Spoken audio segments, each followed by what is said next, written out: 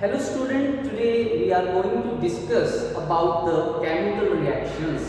What are chemical reactions and how you will determine whether the given reaction is being taking place or not. So how you determine?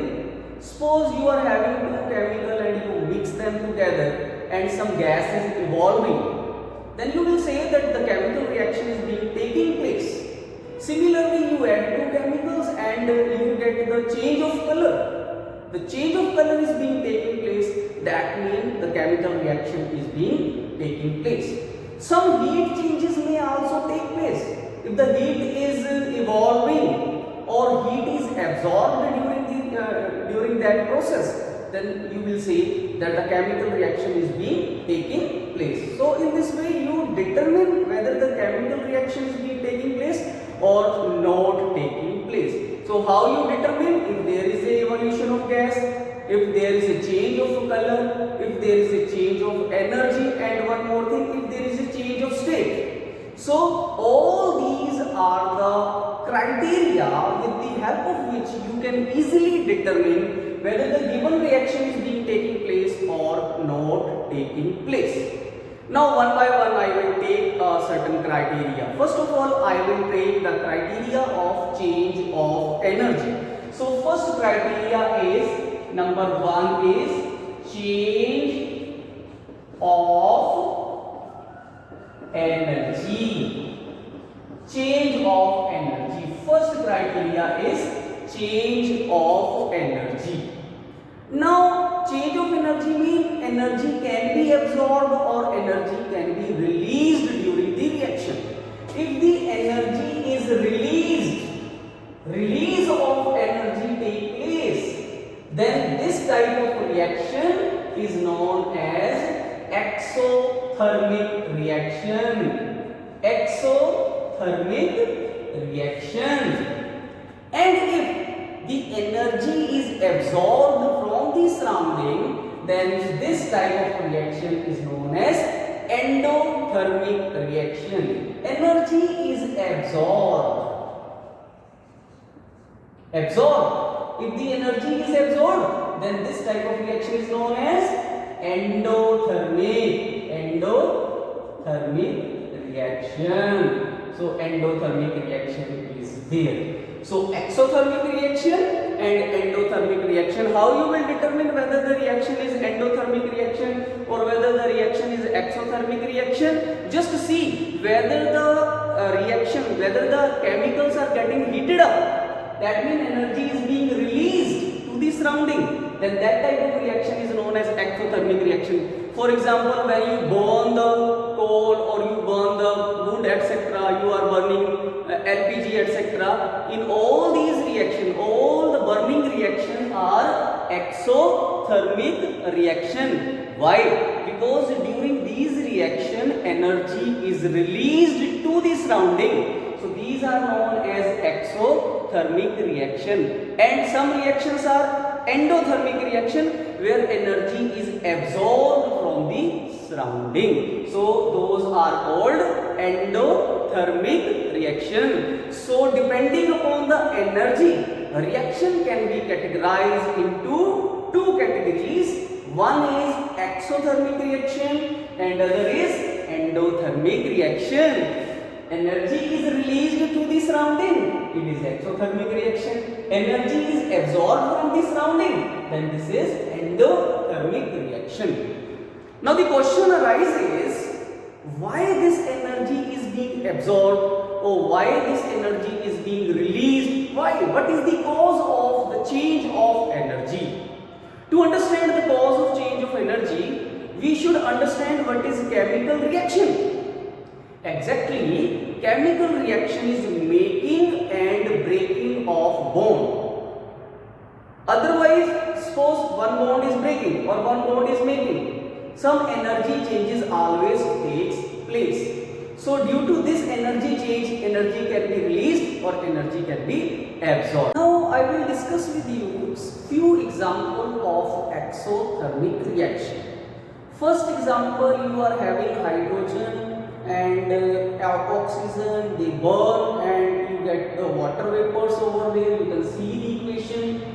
And carbon, again you are having oxygen, they burn, again you are getting carbon dioxide. So these are few examples of exothermic reaction. Next thing which I am going to discuss with you is how the metal, active metal react with water. Now active metal, like you are having sodium, you are having potassium, you are having calcium, they react with water, and this reaction is vigorous reaction and exothermic reaction. This is a vigorous exothermic reaction. During this reaction, hydrogen gas is evolved and you get the metal hydroxide. For example, you can see when you are having soda, you are having potassium and it react with water, you are getting potassium hydroxide and you are having hydrogen. Similarly, you are having sodium and it react with water, you are getting sodium hydroxide and hydrogen gas is there. You are having calcium, it react with water and you are getting calcium hydroxide plus you are getting hydrogen gas. But keep it in your mind, these reactions are vigorous reaction, exothermic reaction. So much heat is produced during these reaction. So during these reaction, what happens? Metal hydroxide form and hydrogen gas is evolved. Next thing which I am going to discuss with you is the dissolution of metal oxide in water. Dissolution of metal oxide. How they dissolve in water and what thing is formed. For example, you are having sodium oxide. When it dissolves in water, you get sodium hydroxide. You are getting sodium hydroxide, and sodium hydroxide is a strong base. You are getting strong base. When metal oxide react with water, you get a strong base. Like as I told you, when sodium oxide react with water, you are getting what? You are getting sodium hydroxide, which is a strong base. And then you are having calcium oxide, which is also known as lime. When it react with water, you get calcium hydroxide, which is known as slaked lime. So calcium oxide react with water, calcium oxide is known as lime. When it react with water, you get calcium hydroxide, which is known as slaked lime. So this reaction is also known as slaking of lime. What is slaking of lime reaction? When lime, that means calcium oxide, react with water and you are getting calcium hydroxide, then this calcium hydroxide, as you know, is a slaked lime. So that is why this is known as slaking of lime reaction. So that is there. Next topic which I am going to discuss with you is the dissolution of non-metal oxide in water. So when non-metal oxide react with water, they form what? They form acids. Weak acids you will be getting. For example, if you are having carbon oxide, that means carbon dioxide, and if water is dissolved in it, if the carbon dioxide is dissolved in water, you will be getting what? You will be getting carbonic acid. Similarly, you are having sulfur dioxide. If it is dissolved in water, you will be getting sulfurous acid. Similarly, you are having sulfur trioxide. If it is dissolved in water, you will be getting sulfuric acid. So when non-metal oxide dissolve in water, they gives you acid. And keep it in mind, when metal oxide dissolve in water, they give you bases. Sodium hydroxide is a strong base. So metal oxide react with water, gives you bases.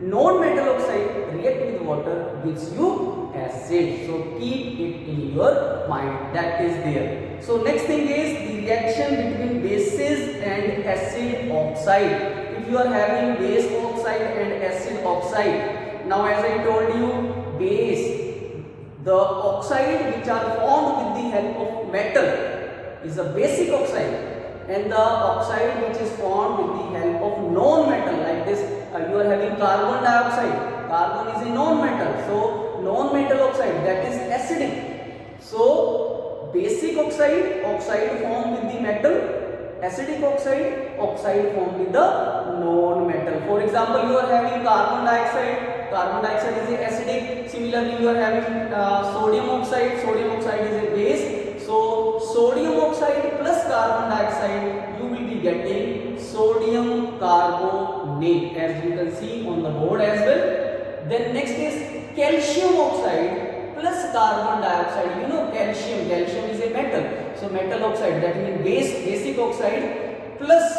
carbon dioxide, you will be getting calcium carbonate. So that is also known as limestone. So limestone is also there. Next is neutralization reaction. What is a neutralization reaction? When acid react with bases, they form the salt and water. This type of reaction is known as neutralization reaction. The reaction between acid and bases forming what? You are getting water plus you are getting some salt. So this is, I can write over here, you can see acid, you can see on your screen, this is known as but neutralization reaction, and few reactions are also shown on your screen, you can see, and you can just remember all these reactions that can be asked, like give one example of neutralization reaction, and even the first equation can be asked, how you will say that the reaction is a neutralization reaction. All these type of question can be asked in the examination. Next thing is reaction of acid with metal carbonate, that I am going to discuss with you. So reaction of acid with metal carbonate, metal and carbonate. For example, you are having sodium carbonate and acid is hydrochloric acid. When it react, you will be getting sodium chloride plus water plus carbon dioxide, as you can see on your screen as well. These reaction will take place. So what happened? You can see that I have shown the diagram. Next thing is calcium carbonate when react with hydrochloric acid. You will be getting calcium chloride plus water plus carbon dioxide. So release of carbon dioxide is being taking place. So that is there. That type of carbon dioxide is produced when these react with what? With metal carbonate. When acid react with metal carbonate, evolution of carbon dioxide takes place. That is there, students. I hope up to this the concept is clear to you.